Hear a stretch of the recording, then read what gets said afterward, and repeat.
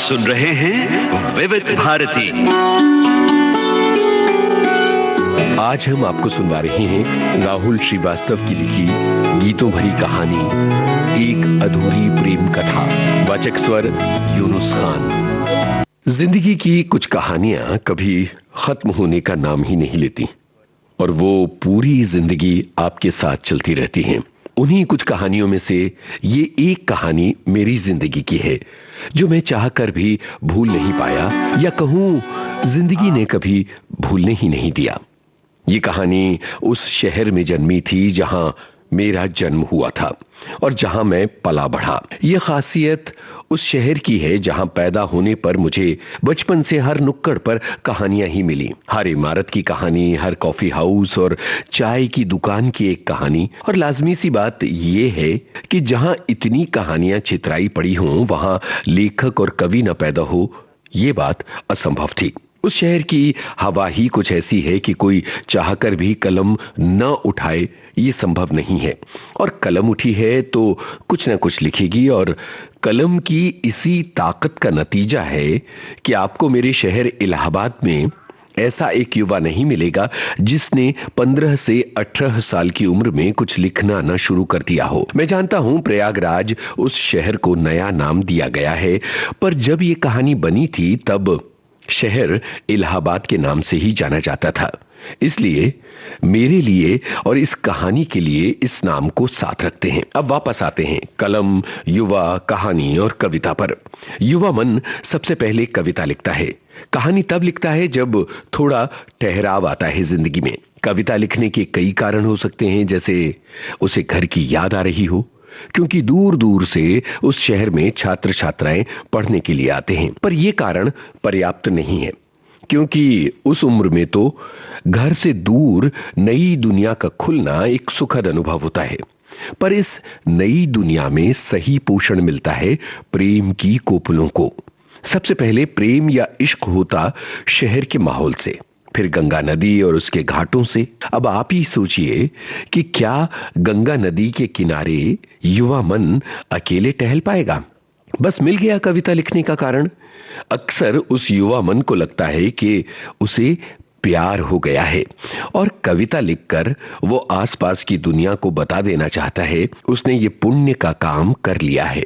और दूसरी संभावना ये भी है कि अगर उसने कविता लिखी तो निश्चित तौर पर उसे पढ़कर किसी न किसी को उसके कवि हृदय से प्यार अवश्य हो जाएगा। इस प्रकार प्रेम निवेदन के झंझट से बचा जा सकता है। ये वैसा ही है जैसे आपने कांटा नदी में डाल दिया और कोई न कोई मछली अपने आप फंस जाए।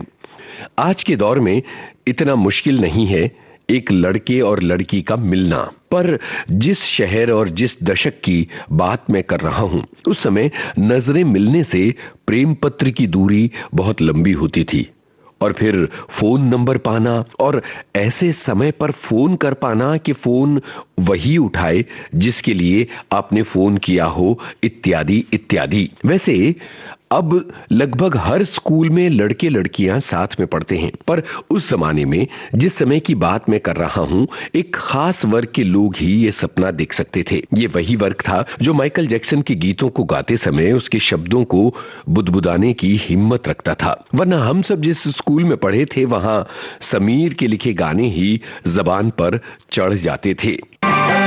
सांसों की जरूरत है जैसे, सांसों की जरूरत है जैसे, जिंदगी के लिए बस एक सनम चाहिए आशिकी के लिए। जाम की जरूरत है जैसे, जाम की जरूरत है जैसे,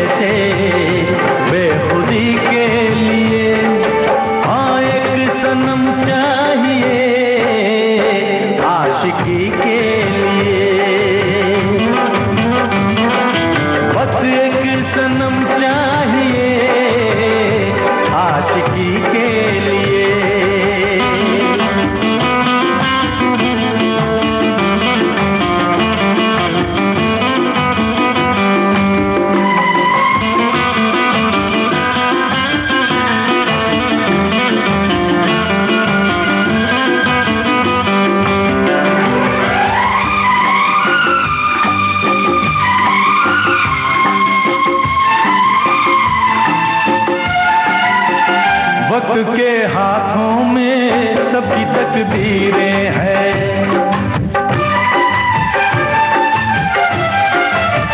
वक्त के हाथों में सबकी तकदीरें हैं। आईना झूठा है, सच्ची तस्वीरें हैं। जहाँ दर्द है वहीं गीत है, जहाँ प्यास है वहीं मीत है। कोई ना जाने मगर जीने की यही रीत है। सांस की जरूरत है जैसे, सांस की जरूरत है जैसे मौसीकी के लिए। बस एक सनम चाहिए आशिकी के लिए। जो अंग्रेजी गानों को बुदबुदाले, उसके लिए जितना सम्मान मेरी आंखों में रहा, उतना तो शायद मैंने आज तक किसी बड़े वैज्ञानिक के लिए भी नहीं महसूस किया। और सच बताऊं तो आज भी इस गाने के अलावा और कोई गाना अंग्रेजी में याद नहीं रहा। वो गाना था Why did you break my heart? Why did you go away? ये गाना मैं कुछ ही देर में आपको सुनवाऊंगा, पर पहले मेरी कहानी की शुरुआत तो हो जाए। हमारे माँ बाप ने हमेशा से देसी संस्कार हमें दिए और सारी चौपाइयां और श्लोक याद करवा ले, पर किसी ने ये नहीं सोचा कि जब आगे जाएंगे तो दुनिया लड़के लड़कियां तो अंग्रेजी गाना ही गा रहे होंगे। यहाँ तक कि बाहर घुमाने लेकर गए तो भी छोले भटूरे ही खिलाएं, कभी बर्गर और चाउमीन नहीं। उन लोगों के माँ बाप सड़क पर जाती गाय को देखकर अपने बच्चों को सिखाते थे, सी बेटा काऊ 4 legs। और हम लोग गाय का दूध पीकर भी उस चौपाया जानवर के बारे में एक निबंध से आगे कुछ नहीं सीख पाए। हमारे माँ बाप ने और ना हमने कभी इंग्लिश बोलने की कोशिश की। कोशिश इसलिए कह रहा हूं क्योंकि हमारी अंग्रेजी अकेले हम ही समझ पाते थे और इसलिए अकेले रह जाते थे। चलिए, जब तक मैं उस दर्द को भूलने की कोशिश कर रहा हूं, आप ये गाना सुनिए। Why did you break my heart? Why did we fall in love? Why did you go away, away, away? दिल मेरा चुराया क्यों, जब ये दिल तोड़ना ही था। हमसे दिल लगाया क्यों, हमसे मुंह मोड़ना ही था। दिल मेरा चुराया क्यों, जब ये दिल तोड़ना ही था। हमसे दिल लगाया क्यों, हमसे मुंह मोड़ना ही था। Why did you break my heart? Why did we fall in love? Why did you go away, away, away, away?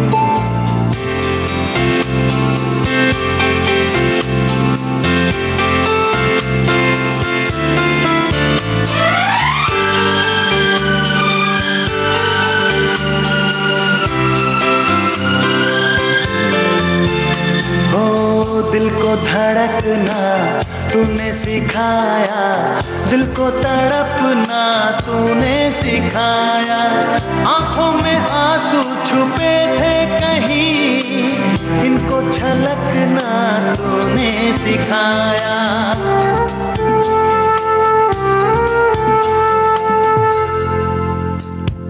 सीने में बसाया क्यों, दिल से जब खेलना ही था। हमसे दिल लगाया क्यों, हमसे मुंह मोड़ना ही था। दिल मेरा चुराया क्यों। उन्होंने काऊ पढ़ा और हमने गाय, पर एक बहुत बड़ा भेद फिर भी रह गया। देसी गाय और देसी भैंस दोनों दूध देती हैं, पर हम तो यही सोचकर खुश रहे कि काऊ का दूध पीने वाले क्या जाने कि भैंस का दूध गजब ताकतवर होता है। वैसे कही तो ये बात भी जाती है कि इंसान जिसका दूध पीता है उसी की तरह हो जाता है, और ये बात हमको आईने में अपने आप को देखकर पता चली कि काली भैंस का दूध पीकर हम भी उसी रंग के हो चुके थे। ये बात भी गौरतलब है कि गाय काली, सफेद या भूरी हो सकती है, पर भैंस ने तो जैसे कसम खा ली है कि यमराज से लेकर दुनिया तक मैं सिर्फ काली ही रहूंगी। खैर, रंग की बात तो समझ में आ गई, पर भैंस का दूध पीकर वजन भी भैंस की तरह हो जाना, दूध का ये असर कुछ ज्यादा ही भारी पड़ गया था। अब आपको समझ में आ ही गया होगा कि हम दिखने में कैसे होंगे और किस तरह भैंस ने मेरे जीवन में अपनी उपस्थिति दर्ज करवा रखी थी। और मैंने सपने में भी नहीं सोचा था कि भैंस और दूध मेरी जिंदगी की सबसे खास कहानी का हिस्सा बन जाएंगी। कैसे? असल में मेरा घर शहर में बसी एक नई कॉलोनी में था, जहां हर वर्ग के लोगों के लिए घर बनाए गए थे। पर आज पलटकर सोचता हूं तो विश्वास नहीं होता कि उस समय सरकारी विभाग इस तरह से कॉलोनी बनाते थे। हमारे घर का पता था LIG, जिसका फुल फॉर्म था लोअर इनकम ग्रुप, निम्न आय वर्ग। कुछ दूरी पर था MIG यानी मध्यम आय वर्ग।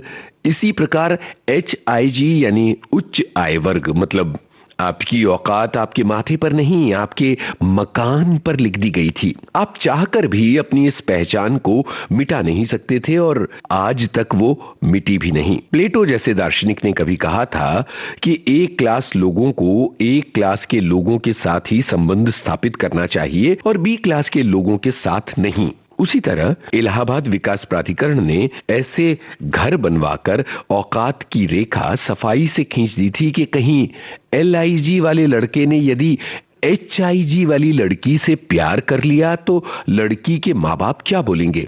तो एक LIG वालों के यहाँ हमारी बारात जाएगी। इसीलिए मैंने बहुत सोच समझकर फैसला लिया था कि प्लेटो जैसे दार्शनिक की बात याद रखूंगा और LIG वाला होकर हमेशा किसी LIG वाली लड़की से ही प्यार करूंगा, जिससे कि शादी में आर्थिक रूप से कोई समस्या खड़ी ना हो। हाथों की चंद लकीरों का, हाथों की चंद लकीरों का सब खेल है बस तकदीरों का, सब खेल है बस तकदीरों का। तकदीर है क्या मैं क्या जानूं, आहा आहा तकदीर है क्या मैं क्या जानूं, तकदीर है क्या मैं क्या जानूं, मैं आशिक हूँ तदबीरों का, मैं आशिक हूँ तदबीरों का। हाथों की चंद लकीरों का, तिरशितम तितम तारिशितम तितम, तिरशितम तितम तारिशितम तितम, तिरशितम तारिशितम तिरशितम तारिशितम तारारारारारा।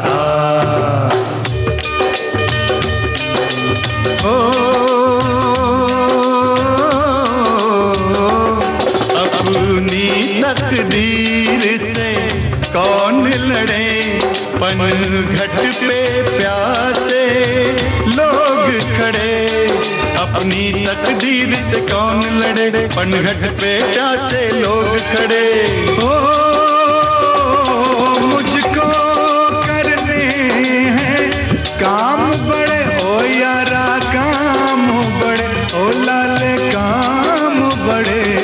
है शौक तुझे तकरीरों का, है शौक तुझे तकरीरों का, मैं आशिक हूँ तदबीरों। अब प्यार करना जरूरी था क्योंकि उम्र वही थी कविता लिखने और प्यार करने की। एक और बात हुई थी मेरे साथ, वो ये कि 12वीं के बाद इंजीनियरिंग में हुआ ही नहीं। और मेडिकल की परीक्षा मैंने दी ही नहीं, कहीं प्रवेश न मिले और पापा के किसी दोस्त के एक बच्चे का भी सिलेक्शन हो जाए तो बस यही लगता है कि उसका सामना होने से पहले जमीन फट जाए और आप उसमें समा जाओ। पर शुक्र था कि जिसका हुआ था वो MIG का वासी था और इस प्रकार से सिलेक्शन न होने का दर्द थोड़ा कम रहा। तो मैं उस भयावह स्थिति को सोचकर डर रहा था कि कहीं मेरे पड़ोस वाले LIG में रहने वाले का हो जाता तो मेरा क्या होता। खैर, सिलेक्शन न होने पर मैंने चुपचाप BSc में प्रवेश ले लिया विश्वविद्यालय में और कविता के साथ अपने जीवन की कविता को ढूंढने में लग गया। पर यह नहीं पता था कि सिलेक्शन न होने पर गेहूं पिसा लाना, सब्जी लाना और दूध लेने जाने जैसे काम अचानक से दिनचर्या का हिस्सा बन जाएंगे और मेरी कविता के दुश्मन। पर आज जब पीछे मुड़कर देखता हूं तो एहसास होता है कि जो होता है जीवन में अच्छे के लिए ही होता है। गेहूं पिसाना और सब्जी लाना बहुत ही साधारण अनुभव रहा, पर दूध लाने का अनुभव सपने के समान था। हमारी कॉलोनी में दूध वाला शाम को आता था और पास के बिजली के खंबे से अपनी भैंसे बांधकर सबको आवाज लगा देता था और सभी लोग अपने जग या भगोने लेकर वहां जाते। वो सबके सामने दूध बाल्टी में दोहता और लाइन से लगे जग में डाल देता। बस उसी जगह कामदेव ने भैंस के ऊपर बैठकर मुझ पर वार किया। वो अचानक कहीं से आई और मेरे जग के पीछे अपना जग रख दिया। उसने रखा कुछ यूं था कि उसका स्टील का जग मेरे स्टील के जग से सट गया। मैं कभी अपने जग को देखूं तो कभी उसके जग को और फिर कभी उसको। मेरे तन बदन में सनसनाहट सी हो रही थी। मुझे लग रहा था कि मैं अपना जग उठाऊं और घर चला जाऊं, पर क्यों?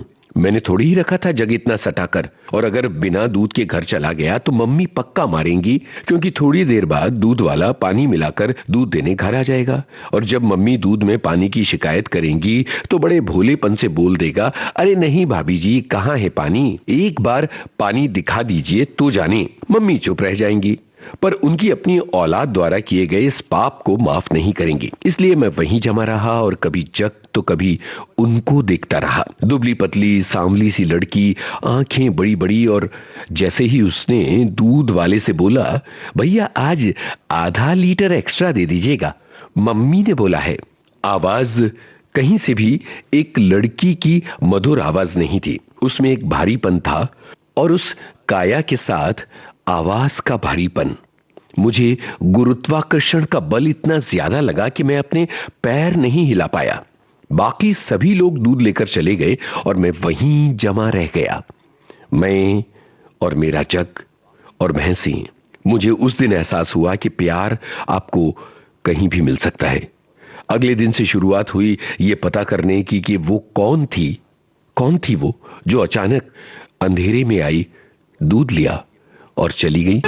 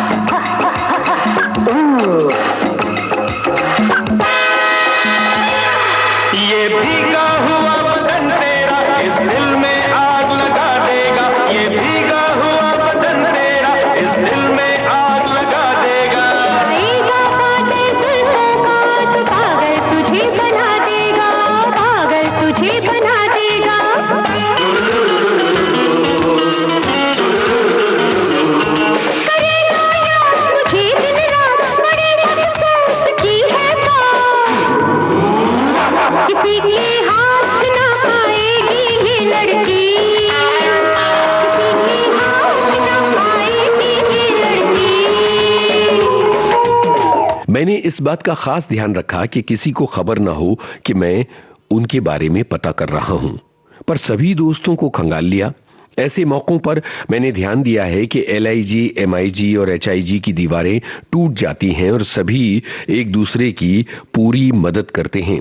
उस मदद का ही नतीजा था कि मुझे पता चल गया कुछ महीनों पहले ही वहां पर मकान लेकर उसके पापा शिफ्ट हुए हैं। नाम किसी ने कंफर्म नहीं किया और मैंने भी ज्यादा कोशिश नहीं की, वरना मेरी उम्र के लड़कों को अगर शक हो जाता तो निश्चित था कि वो सब भी दूध लेने मेरी ही गली में उसी भैंस के आसपास चले आते। अब तो हर शाम मैं खूब तैयार होकर कुछ परफ्यूम लगाकर तैयार रहता दूध लाने के लिए। पहले कुछ दिनों तक तो किसी ने ध्यान ही नहीं दिया। फिर एक दिन मम्मी ने पूछ लिया, भैंस से बहुत बदबू आती है क्या बेटा? मुझे तो मौका ही मिल गया। मैंने बताया मम्मी को कि भैंस के पास मेरी तरह परफ्यूम तो रहता नहीं, इसलिए थोड़ी बदबू तो आएगी ही। मुझे लगा था कि मम्मी हंस देंगी, पर वो भावुक हो गई और मुझे गले लगा लिया और बहुत प्यार से समझाया कि अगर मैं मेहनत करके पढ़ लेता तो आज किसी अच्छे कॉलेज में होता और दूध लाने की नौबत नहीं आती। फिर मम्मी ने मुझसे कसम खिलवा ली कि अब मैं समय बर्बाद नहीं करूंगा और खूब मेहनत करके आगे बढ़ लूंगा। मैंने कसम तो खा ली, पर अभी जो मिल रहा है प्यार, उसको कैसे ठुकरा दूं? मैं जग लेकर जल्दी से निकल गया। आज मैं अपना जग लेकर खड़ा रहा और भगोने की लाइन में मैंने अपना जग नहीं रखा। कुछ देर में बहुत वक्त बीत गया और वो आ गई। जैसे ही उसने अपना जग रखा, मैंने कुछ ज्यादा ही हड़बड़ाहट में उसके जग के पीछे अपना जग रख दिया। उसे जाने क्या हुआ कि उसने अपना जग उठाकर मेरे जग के पीछे कर दिया। कुछ देर तक हम दोनों के बीच ताका झांकी चलती रही। हम दोनों को पता था कि आसपास मोहल्ले की सबसे खुराफाती आंटियां भी खड़ी हैं, पर हम दोनों संभल कर एक दूसरे को देख रहे थे। मैंने एक बात का ध्यान दिया कि पहले दिन जब हम मिले थे तो मैंने हाफ पैंट पहन रखी थी और वो भी बहुत साधारण से सलवार सूट में थी, पर आज दोनों ही तैयार होकर आए थे। इस बात से मुझे एक आश्वासन मिल गया कि बात आगे बढ़ने वाली है। घर से निकलते ही कुछ दूर चलते ही रास्ते में है उसका घर। कल सुबह देखा तो बाल बनाती वो खिड़की में आई नजर। घर से निकलते ही कुछ दूर चलते ही रास्ते में है उसका घर। कल सुबह देखा तो बाल बनाती वो खिड़की में आई नजर। घर से निकलते ही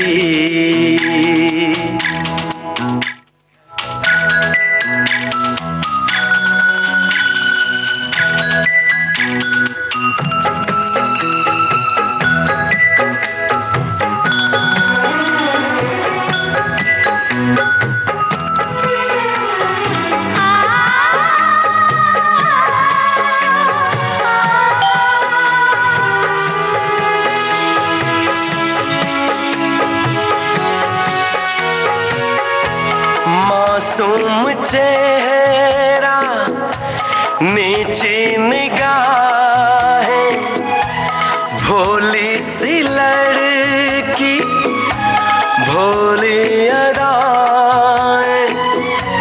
ना अप्सरा है ना वो परी है, लेकिन ये उसकी जादूगरी है। दीवाना कर दे वो एक रंग भर दे वो शर्मा के देखे जिधर। अब मेरा ध्यान दूध लेने में ही रहता। किसी दिन दूध वाले ने नागा कर दिया या नहीं आया तो मैं बहुत झुंझलाता। मम्मी को लगता है इसमें कौन सी बड़ी बात है, पर मैं मन भर के गालियां देता दूध वाले की मनमानी पर। पापा ने तो एक दिन बोल ही दिया, किसी काम का नहीं है, इंजीनियरिंग में हुआ नहीं, अब दूध लेना ही सीख ले तो दूध, अंडे और ब्रेड की दुकान खोलने लायक तो हो ही जाएगा। पर मेरे दिमाग में सिर्फ वो थी जिसको मैं शाम के धुंधलके में पीली रंग की स्ट्रीट लाइट के नीचे देखता था, और अगर मेरे दुकान खोल लेने से वो रोज मेरी दुकान से कुछ लेने को आए तो दुकान खोलने को भी तैयार हो जाता। वो हर शाम आती और बालों में उंगलियां फिराकर ऐसे देखती कि जैसे उसने पहचाना ही नहीं हो। शुक्र है भगवान का कि उस समय मोबाइल फोन नहीं होते थे, वरना आजकल लोग रील में ही लगे रह जाते हैं और असल जिंदगी सामने से निकल जाती है। अब हम दोनों के बीच एक खेल सा शुरू हो गया था कि कौन एक दूसरे को इंतजार करवा कर आता है। एक दिन वो आई ही नहीं और ना ही मुझे उसका जग नजर आया। मैं दूध लेकर वहीं खड़ा रहा तो देखा वो दीवार के पीछे छुपे मुझे अब तक देख रही थी और सबके चले जाने के बाद आई और भगोने में दूध लेकर चली गई। उसने मेरे चेहरे की झल्लाहट को देखकर मुस्कुराया था। मैंने सामने तो गुस्से से भरा मुंह बनाया, पर पलटते ही मुझे भी हंसी आ गई। तुमको देखा तो ये ख्याल आया, जिंदगी धूम तुम घना साया।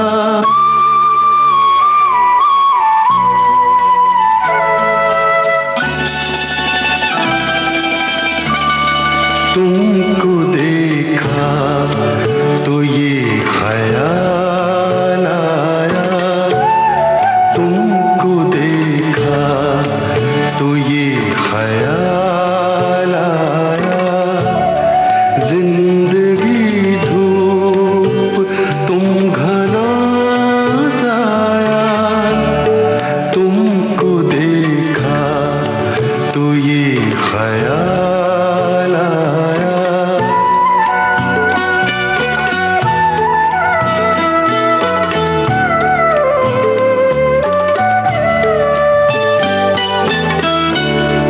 आज फिर दिल ने एक तमन्ना की, आज फिर दिल ने एक तमन्ना की, आज फिर दिल को हमने समझाया, आज फिर दिल को हमने समझाया, जिंदगी धूप तुम घना साया। मुझे यकीन हो गया था कि ये जोड़ी ऊपर से ही बनकर आई है, वरना दूध वाले, भैंस, जग ऐसी जगह पर प्यार का मिलना तो बिल्कुल नया था और ऐसा प्यार मैंने फिल्मों में भी नहीं देखा था। स्विट्जरलैंड की गायें देखी थीं, पर भैंसों के बीच का प्यार अजूबा ही था। अब दूध लेने में अलग ही मजा आता। कभी कभी मैं इतना खो जाता और ऐसा लगता कि सिर्फ हम दोनों ही दूध लेने आए हैं और वहां आसपास कोई भी नहीं है। वहां रखे एक लकड़ी के पटरे पर बर्तनों की लाइन लगती। मैं कोशिश करता कि उसका जग और मेरा जग सट कर लाइन में लगे। मैंने भी निर्णय कर लिया था कि अब कोई भी ताकत हम दोनों के जग को अलग नहीं कर सकती और वही ताकत अब हम दोनों को मिलवाएगी भी। मुझे कई बार शक हुआ कि कहीं मैं ही तो एक तरफा प्यार में नहीं हूं। शक होना लाजमी था क्योंकि आपको पहले ही अपने रंग रूप के बारे में मैं बता चुका हूं। मैंने विश्वस्त होने के लिए एक दिन दूध वाले के आने के बाद तुरंत दूध न लेने की ठानी और दूर से छिपकर उसे देखता रहा। वो बार बार बालों में उंगली फेरते हुए इधर उधर देख रही थी और उसने अपना जग लाइन में नहीं लगाया। मुझे लगा इतनी परीक्षा अपने प्यार की नहीं लेनी चाहिए और मैं भागकर पहुंच गया। जैसे ही मैंने जग को लाइन में लगाया, उसने भी अपना जग मेरे पीछे रख दिया और जैसे मेरे दिमाग में गिटार बज उठे।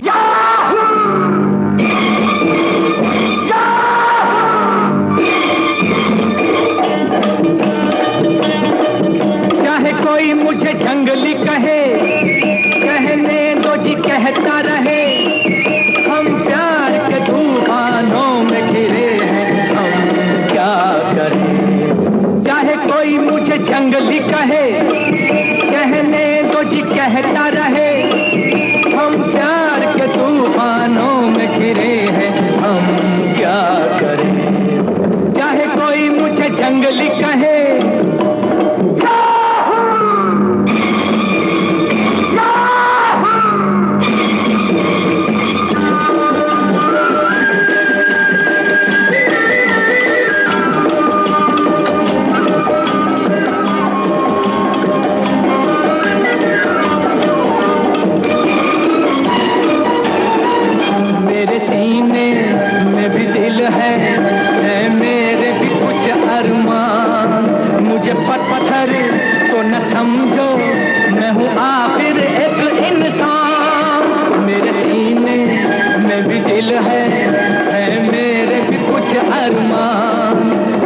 मोहब्बत पत्थर तो न समझो, मैं हूँ आखिर एक इंसान।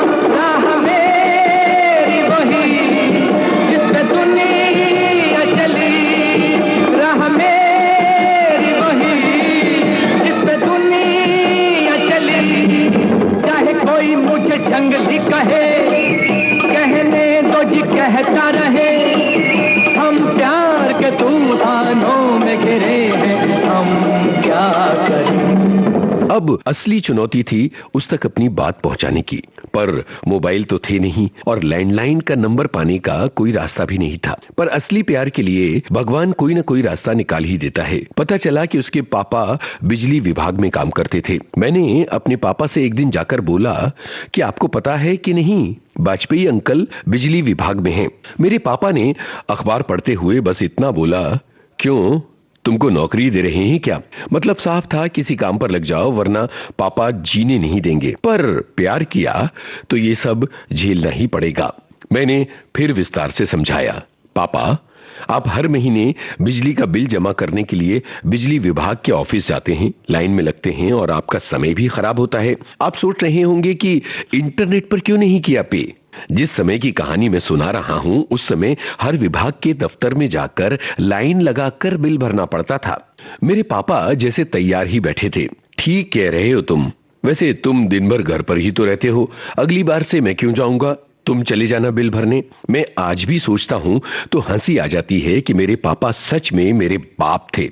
हर बात का ऐसा जवाब कि मैं सोच में पड़ जाऊं, पर मेरे प्यार में सच्चाई और ताकत थी। मैंने बहुत शालीनता से जवाब दिया, पापा जो काम बोलिए मैं कर दूंगा, पर अभी लाइसेंस नहीं है तो स्कूटर तो मैं चलाऊंगा नहीं, और साइकिल से 4 किलोमीटर जाना और 4 किलोमीटर वापस आना। मेरा दिमाग बहुत तेजी से वो बात ढूंढ रहा था जिससे कि मेरा कार्यक्रम रद्द हो सके, वरना मेरा भविष्य बहुत खतरे में था।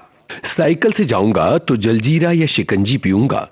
मम्मी ने पीछे से बोला, समोसा भी खा लेना, इतनी दूर जाओगे तो थक नहीं जाओगे। मम्मी का प्यार सच में अनमोल लगा। हाँ पापा, फिर साइकिल में हवा भरवाना, इन सब में भी तो खर्चे होंगे। पापा अब तक धैर्य खोने लगे थे। तो बिल कैसे जमा होगा? पापा वाजपेयी अंकल वहीं काम करते हैं, अगर उनको बोल देंगे तो बिल जमा हो जाएगा और आपका भी समय बचेगा। वाजपेयी अंकल पास में ही रहने आए हैं किराए के मकान में। पापा को मेरे खाने पीने के पैसे बचते दिखे और उन्होंने तुरंत बोला कि मैं जाकर उनसे पहले पूछ तो लूं, कहीं उनको बुरा न लगे कि जान न पहचान और बिल भरने को दे दिया। पापा ने ये कहकर ऊपर देखा होगा। ये बात मैं अंदाजे से कह सकता हूं क्योंकि इससे पहले कि वो बात खत्म करते मैं वाजपेयी अंकल के दरवाजे पर खड़ा था। पर उनके दरवाजे पर पहुंचते ही मैंने सांस ली। घंटी बजाने से पहले मैंने 2-3 बार दोहराया कि क्या कहना है, पर दरवाजा अंकल ने नहीं, मेरे प्यार ने खोला। और उसके गीले बाल देखकर मैं जैसे गहरे कुएं में गिरा जा रहा था और आसपास की कोई आवाज नहीं आ रही थी। इससे पहले कि मैं कुएं के पानी में गिरता, वाजपेयी अंकल बाहर आ चुके थे और उन्होंने बहुत प्यार से पूछा कि क्या बात है। मैंने बहुत देर तक कुछ बोला था, पर जो मुझे याद आ रहा है वो ये था, पापा, बिजली बिल, आप, पड़ोसी, लाइन, गर्मी, पापा, दिल की बीमारी, मैं, पढ़ाई वगैरह। वाजपेयी अंकल ने बहुत मुस्कुराकर कहा, क्यों नहीं, पड़ोसी हैं भाई। घर के रास्ते मुझे ख्याल आया कि मैंने अपने पापा को दिल का मरीज बना दिया था और जिस दिन ये बात खुली उस दिन मेरा जूते से पिटना तय था। पर पहली बाधा पार हुई थी और दोनों घरों में दोस्ती और आने जाने की शुरुआत हो गई थी। चाहे तुम कुछ ना कहो, मैंने सुन लिया कि साथी प्यार का मुझे चुन लिया, मैंने सुन लिया।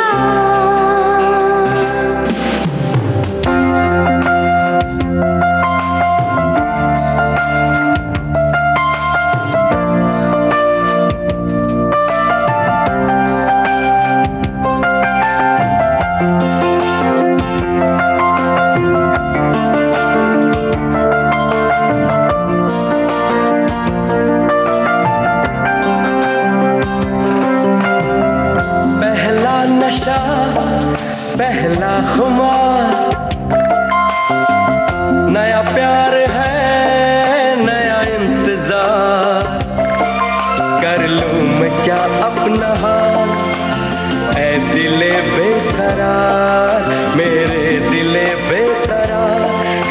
बता, पहला नशा पहला खुमार।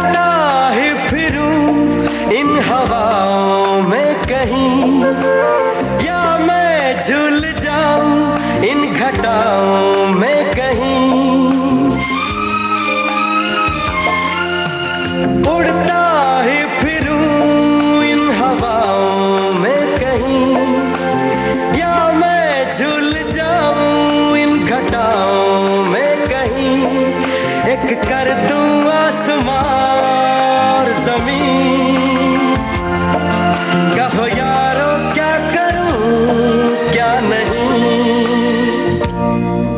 कभी बिजली का बिल तो कभी दूध वाले के दूध में पानी की शिकायत जैसे गंभीर मुद्दों पर हमारे परिवारों के बीच विचारों का आदान प्रदान होने लगा। मुझे पता चला कि वो भी मेरी तरह कविता करती है और साथ में पेंटिंग्स भी बनाती है। मैं जब भी मिलता इस बात को दिखाने की पूरी कोशिश करता कि मेरा जन्म उस ग्रह दशा में हुआ था जिसमें जन्मा व्यक्ति कला के प्रति बहुत नैसर्गिक झुकाव रखता है। अब बात थी उन्हें प्यार का संदेश भेजने की और इस बात की तस्दीक करने की कि मैं बहुत पढ़ा लिखा और स्वावलंबी किस्म का इंसान हूं। और इन्हीं सब के मद्देनजर मैंने कॉलोनी में बच्चों को ट्यूशन पढ़ानी शुरू कर दी। इससे एक फायदा ये था कि मैं उन्हें कुछ गिफ्ट दे सकता था और वो भी अपनी कमाई का। दूसरा, ट्यूशन पढ़ाने से मोहल्ले में सम्मान मिलेगा। और तीसरा, उसका छोटा भाई था जिसको मैं पढ़ा सकता था। ये मेरे प्यार की ताकत थी कि मेरी क्लास बहुत जल्दी फेमस हो गई और बच्चे मुझे सर कहकर बुलाते जब मैं गलियों से गुजरता। मजा तो तब आया जब शाम को दूध लेने के समय मैं लाइन में लगा तो एक महिला ने मुझे सर बुलाया और सबके सामने मेरी और मेरे पढ़ाने के तरीके की तारीफ कर दी। मेरा ध्यान महिला से ज्यादा उस पर था, पर उसका ध्यान मुझ पर था ही नहीं। मेरी तारीफ पूरे मोहल्ले में गूंजी और उसकी आंखों में प्यार देखकर मैं झूम उठा। मन किया पूरा दूध हवा में उछाल दूं और गाना गाऊं।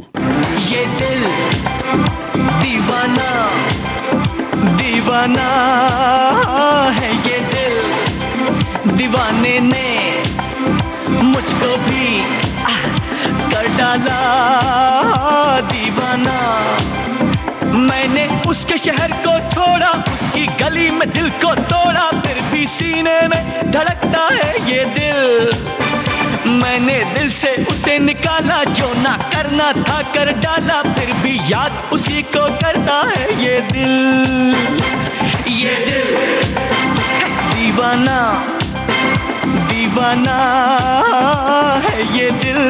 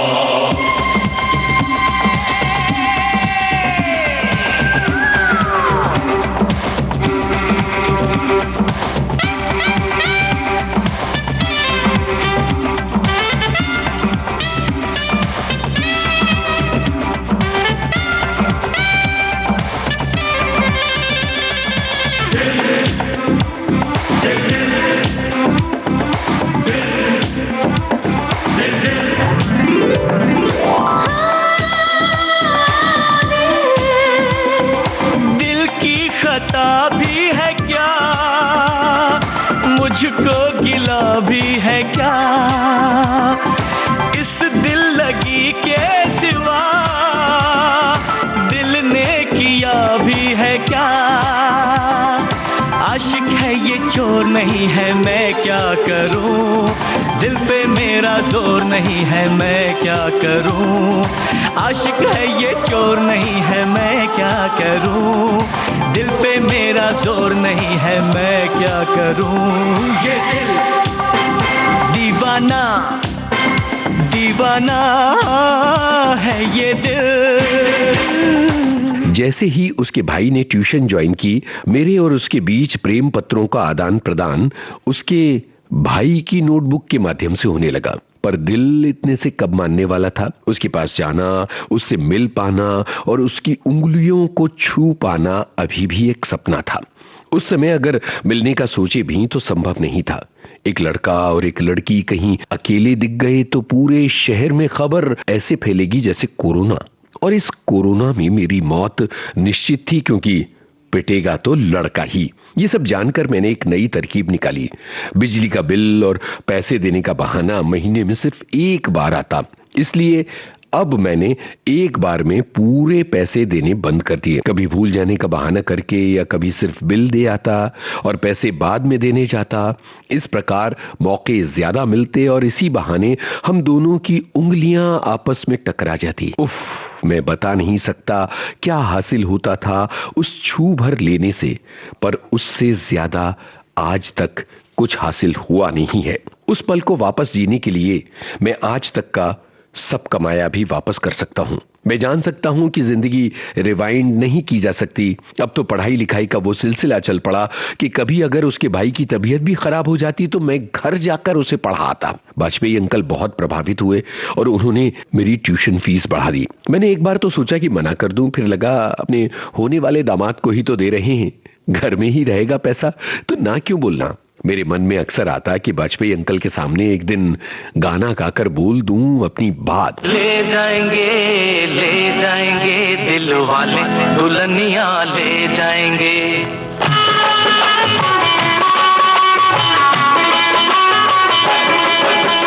ले जाएंगे दिल वाले दुल्हनिया ले जाएंगे। ले जाएंगे दिल वाले दुल्हनिया ले जाएंगे। अरे रह जाएंगे पैसे वाले देखते रह जाएंगे। रह जाएंगे पैसे वाले देखते रह जाएंगे। ले जाएंगे दिल वाले दुल्हनिया ले जाएंगे। यूनिवर्सिटी में मेरे और उसके विषय अलग थे, पर नोट्स तो हम लोग ऐसे लेते देते जैसे उसके बिना हमारी पढ़ाई रुक जाएगी। रोज सुबह 10:15 से 11:45 के बीच वो नहाकर अपनी छत पर आती, बाल सुखाने, या तो नीचे गेट पर एक कोने में गिरती धूप में सिमट कर खड़ी हो जाती। मैं भी उसी समय उसे देखने के लिए छत पर भागता, नहीं तो सड़क पर। मैं अजीब अजीब से काम करने लगा था, जैसे बात बेबात पापा की स्कूटर धोने लग जाता या फिर छत पर फैले कपड़े समेट लाता। वो अलग बात है कि मम्मी जब चिल्लाती कि कपड़े सूखे नहीं हैं और ये लड़का उठा लाया, पागल कहीं का। मैं बेचारा सा मुंह बनाकर मम्मी से बोल देता, मुझे लगा आपका काम कर दूंगा, आप अकेले लगी रहती हैं। मम्मी बड़ी कंफ्यूज से हो जाती कि प्यार करें या चिल्लाएं, पर पापा इस मामले में पारदर्शी थे। कुछ भी करो वो चिल्लाएंगे ही, और पापा मम्मी की डांट के बीच मेरे टेप रिकॉर्डर पर एक गाना बजता रहता। पुरानी जीन्स और गिटार, मोहल्ले की वो छत और मेरे यार, वो रातों को जागना, सुबह घर जाना, कूद के दीवार, सिगरेट पीना, गली में जाके तो करना दांतों को घड़ी घड़ी साफ, पहुंचना कॉलेज हमेशा लेट, वो कहना सर का get out from the class, वो बाहर जाके हमेशा कहना यहाँ का सिस्टम ही है खराब, वो जाके कैंटीन में टेबल बजा के वो गाने गाना यारों के साथ, बस यादें रह जाती है, कुछ छोटी छोटी बातें रह जाती है। आज तक ऐसी कोई प्रेम कहानी न हुई है और न होगी जिसमें कोई विलेन न आया हो, और बस उसी रस्म को निभाने के लिए एंट्री हुई विलेन की, और वो थी उसकी दीदी। उसकी दीदी की शादी हो चुकी थी और अब वो प्रेग्नेंट हो गई थी। जैसा कि सभी लड़कियां बहुतायत में करती हैं कि गर्भवती होते ही अपने मम्मी पापा के पास आ जाती हैं कि ठीक से ख्याल रखा जा सके। मुझे इस बात का रहस्य बहुत बाद में पता चला कि हर पुरुष अपनी पत्नी को मायके क्यों भेज देता है जब वो प्रेग्नेंट हो जाती है। कारण सिर्फ दो हो सकते हैं। पहला, लड़की की सास उसका ख्याल नहीं रखेगी ठीक से, क्योंकि उसकी अपनी बेटी तो है नहीं, ठहरी एक बहू ही। दूसरा, रोज रोज के दवाई के खर्चे, मौसमी जूस, फल जैसी चीजों के पैसे बचेंगे। कौन सा ऐसा पिता होगा जो अपनी बेटी को ठीक से खिलाएगा पिलाएगा नहीं। और जैसे ही बच्चा पैदा हुआ, बच्चे के दादा दादी अपने खानदान की औलाद को लेने पहुंच जाएंगे पूरे अधिकार के साथ। खैर, दीदी के आते ही हलचल सी मच गई। उसने एक ही बार में ताड़ लिया कि हम दोनों के बीच कुछ चल रहा है, और अब वो उसके बाल सुखाने के टाइम पर दीदी दिखाई देती। मैं पागल सा घूमता रहता क्योंकि दीदी ने उसकी जगह ले ली थी। यहां तक कि बिजली का बिल और पैसे लेने भी दरवाजे पर दीदी ही आती। एक दिन मैं कुछ सामान लेने के लिए पास के बाजार में गया था, वहीं दीदी मिल गई। उसने पास बुलाकर बोला, तुम्हारी चिट्ठी पढ़ी, अच्छा लिखते हो। मुझे लग रहा था कि मैं वहां से भाग जाऊं, पर भाग जाता तो दीदी जाकर उसको बता देती, और हो सकता है कि उसके बाद वो मुझ पर हंसती, इसलिए मैं वहीं खड़ा रहा। दीदी, लिखती तो आपकी बहन भी अच्छा है। ये बात जैसे दीदी को चुभ गई। हमको भी पढ़ाओ, क्या लिखती है? मेरा जवाब थोड़ा सा कड़वा था। मुझे लिखी मेरी चिट्ठी आप क्यों पढ़ेंगी? आपको पढ़नी है अपनी बहन से तो अपने लिए एक चिट्ठी लिखवा लीजिए। दीदी मुस्कुराई, फिर बोली, बहुत सीरियस लग रहे हो। तुमको पता है कि वो तुमसे 1.5 साल बड़ी है। मैं जीत जाना चाहता था, तो क्या हुआ? ये पहली बार नहीं होगा कि बड़ी उम्र की लड़की ने छोटी उम्र के लड़के से शादी की। दीदी के चेहरे पर आश्चर्य सा पैदा हो गया। अच्छा, तो शादी का विचार है? ये बताओ कितने साल रुकें? मुझे लगा अगर नौकरी होती तो आज ही कर लेता, पर जोड़ बैठाया तो 3 साल ग्रेजुएशन, फिर 1-2 साल तैयारी और फिर IAS। मुझे लगा दीदी ने अपनी हंसी दबाई। ठीक है, फिर 5 साल रख लेते हैं, पर याद रखना तुमसे बड़ी है, उसकी शादी जल्दी ही कर देंगे पापा। दीदी कहकर चली गई और मेरा दिल बैठने लगा। जब कोई बात बिगड़ जाए, जब कोई मुश्किल पड़ जाए, तुम देना साथ मेरा, ओ हमनवा। जब कोई बात बिगड़ जाए, जब कोई मुश्किल पड़ जाए, तुम देना साथ मेरा, ओ हमनवा। न कोई है न कोई था जिंदगी में तुम्हारे सिवा, तुम देना साथ मेरा, ओ हमनवा। तुम देना साथ मेरा, ओ हमनवा।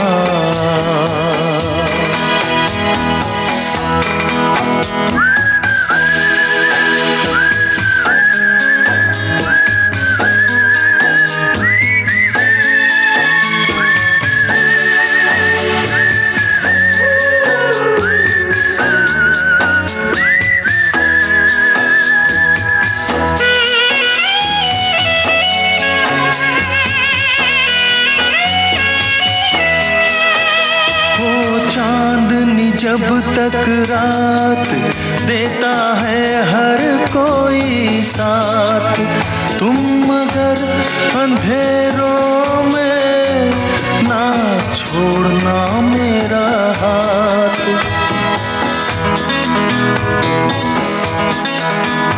वो चांदनी जब तक रात देता है हर कोई साथ, तुम मगर अंधेरों में ना छोड़ना मेरा हाथ। जब कोई बात बिगड़ जाए, जब कोई मुश्किल पड़ जाए, तुम देना साथ मेरा, ओ हमनवा।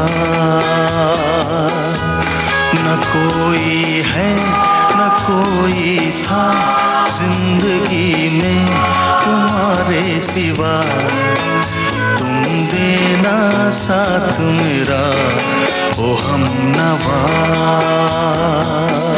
मुझे सच्चाई एक झटके जैसी लगी और मुझे लगा कि अगर मैं 5 सालों में आईएएस नहीं कर पाया तो मेरी जिंदगी बेकार हो जाएगी। मैं चुपचाप बहुत मन से पढ़ाई करने लगा, थोड़ा चिड़चिड़ाता रहता, पर और कोई रास्ता नहीं था। आज सोचता हूं तो लगता है कितना भोला होता है उस उम्र का प्यार जब दुनिया की परिभाषा इतनी सरल और सीमित होती है। मैंने 1-2 चिट्ठियां भेजी पर कोई जवाब नहीं आया। इस बेरुखी का असर मेरी पढ़ाई पर ही नहीं, मेरी ट्यूशन क्लासेस पर भी पड़ने लगा। कई बार ऐसा होता कि मैं बच्चों को होमवर्क करवा के भगा देता। कुछ पेरेंट्स तो शिकायत करने भी आए, पर मैंने किसी तरह से समझा बुझा दिया और मेरी इमेज इतनी अच्छी बनी थी कि उन सब ने मेरी बात मान ली। पर वास्तव में मेरा मन अब कहीं नहीं लग रहा था। मुझे ऐसा लगने लगा कि दीदी के प्रभाव के चलते उनका भाई अब मेरी बात नहीं सुनता था। अक्सर होमवर्क करके ना आए और मेरे कुछ बोलने पर साफ बोल दे कि मैं उसकी दीदी से बात कर लूं। मैं कई बार उत्साह में पूछ बैठा, कौन सी दीदी? उसका सपाट सा उत्तर आया, बड़ी दीदी। मैं उसका उत्तर सुनकर और चिढ़ गया और बात बेबात उसको डांटने और मारने लगा। धीरे धीरे उसने आना कम कर दिया और एक दिन तो वाजपेयी अंकल रास्ते में मिल गए और उन्होंने मुझे लगभग डांटते हुए कहा, आजकल तुम ठीक से पढ़ा नहीं रहे हो और सुना बच्चों को मारते हो। मैं बहुत कुछ बोलना चाहता था पर जाने कैसे मेरी आंखों में आंसू आ गए और मेरा गला भर आया। मैं कुछ बोले बिना वहां से निकल गया, पर मेरी उम्मीद थी कि बड़ी दीदी से बचाकर वो कोई ना कोई चिट्ठी या संदेश भेजेगी। पर मैं रोज उसके भाई के बैग की तलाशी लेता और कुछ नहीं निकलता। गुस्सा चरम पर था, दिमाग भन्नाया हुआ था। उसी समय उसके भाई ने बोला, पापा ने बोला है कि कल से नहीं आना है यहां पढ़ने, आप मेरी सारी कॉपीज दे दीजिए। इतना सुनना था कि मेरा गुस्सा फट पड़ा और मैंने उसे जमकर पीट दिया, बहुत मारा। उसकी सारी किताब और कॉपी देकर घर से भगा दिया। उसके छोटे छोटे नाजुक गालों पर मेरी उंगलियों के निशान छप गए। 5th में पढ़ने वाले उस बच्चे की कोई गलती नहीं थी, पर मैंने अपना नियंत्रण खो दिया था। उस दिन पूरा दिन मैं अपराध बोध में रहा और मुझे लग रहा था कि कोई न कोई तो आएगा मेरी शिकायत करने, पर ऐसा कुछ हुआ नहीं और मैं शाम के इंतजार में लग गया। शाम आई पर दूध वाले की आवाज नहीं आई। आज वो भी समय से देर से आया। ऐसा लग रहा था कि जैसे पूरी दुनिया ही मेरे खिलाफ खड़ी है। ये दुनिया,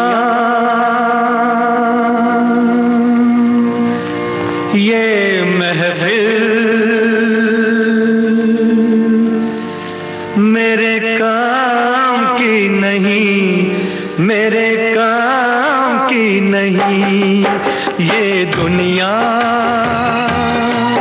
ये महफिल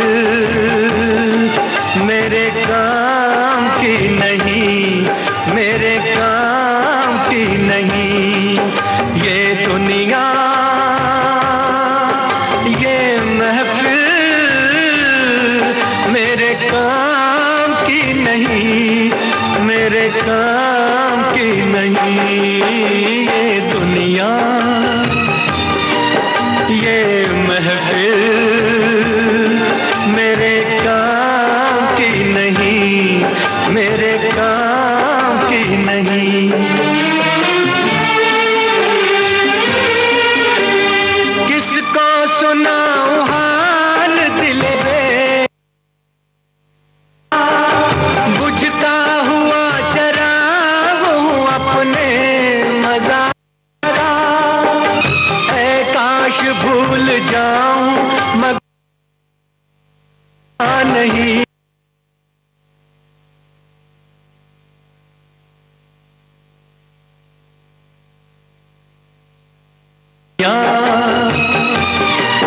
ये महफिल मेरे काम की नहीं, मेरे काम की नहीं। मैं दूध का जग लेकर भागा जैसे ही भैंसें दिखीं। मुझे उम्मीद नहीं थी कि शाम को वो दूध लेने आएगी, क्योंकि पिछले कुछ दिनों में दीदी आने लगी थी तो मैं भी जल्दी ही वहां से चला आता। पर आज वो आई थी। मेरा दिल बहुत धड़ा था। मैं चाह रहा था कि वो मेरे पास आकर मुझे 2 थप्पड़ मार दे जिससे कि मेरा अपराध बोध कुछ कम हो जाए, पर वो निश्चल खड़ी थी। दूध वाले ने सबके जग में दूध डाला और सब लोग वहां से जाने लगे, पर हम दोनों अभी भी वहीं खड़े थे। हल्की ठंड थी माहौल में। नवंबर का महीना था। उसने पतली सी शॉल ओढ़ रखी थी। सब वहां ले गए। अंदर से कुछ मुड़े तोड़े नोट निकालकर मेरी तरफ बढ़ा दिए। नोटों की हालत देखकर मैं समझ गया कि उसके मन में जो कुछ चल रहा था उसका दंड उन नोटों को मिला था। फिर बहुत धीमी आवाज में कहा, ये रही आपकी ट्यूशन फीस। फिर कुछ देर तक कोई आवाज नहीं आई, यहां तक कि भैंसें भी चुप होकर हमारी बात सुनने की कोशिश कर रही थीं। आपको मेरे भाई को मारना नहीं चाहिए था। मुझे लगा कि अगर मैं अपनी पूरी बात कहूंगा तो शायद वो सुनेगी और फिर बोलेगी, अरे मुझे तो पता ही नहीं था ये सब हुआ, और दीदी ने ऐसा भी बोला। पर उसकी सूजी आंखों ने थोड़ी देर तक मेरी तरफ देखा। मेरी नजर नीचे हो गई।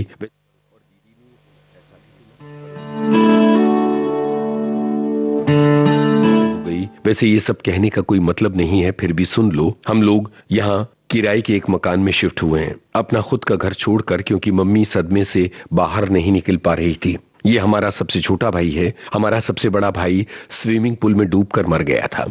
वो भाई दीदी से भी बड़ा था। पापा को लगा था कि छोटे भाई के पैदा होने के बाद मम्मी ठीक हो जाएंगी, पर ऐसा नहीं हुआ। हो सकता है तुम्हारी गलती ना हो, पर बहुत छोटा है हमारा भाई। तुम्हें हाथ उठाने का कोई हक नहीं है।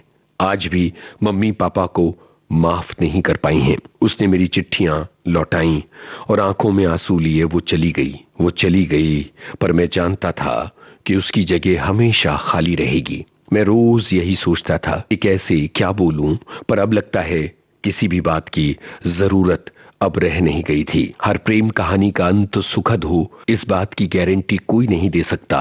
अगर आज वो कहीं ये सुन रही हो तो शायद उसे पता चल जाएगा कि मैं बस एक बार उससे माफी मांग लेना चाहता हूं। मुझे नहीं पता वो कहां होगी, बस ये पता है कि उसकी शादी हो चुकी है और वो कहीं रहती है अपने परिवार के साथ खुश है। अजनबी तू भी कभी आवाज दे कहीं से, अजनबी तू भी कभी आवाज दे कहीं से। मैं यहाँ टुकड़ों में जी रहा हूँ, मैं यहाँ टुकड़ों में जी रहा हूँ, तू कहीं टुकड़ों में जी रही है।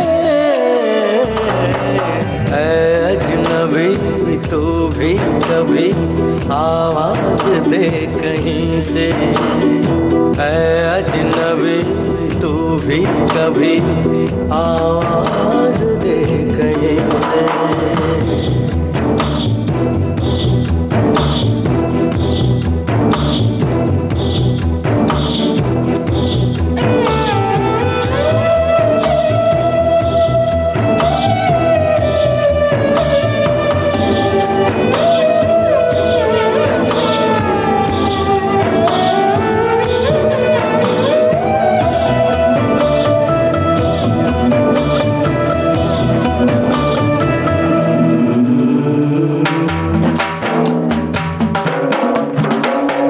रोज रोज रेशम सी हवा आते जाते कहती है बता, रेशम सी हवा कहती है बता, वो जो दूध धुली मासूम कली वो है कहाँ कहाँ है। एक अधूरी प्रेम कथा।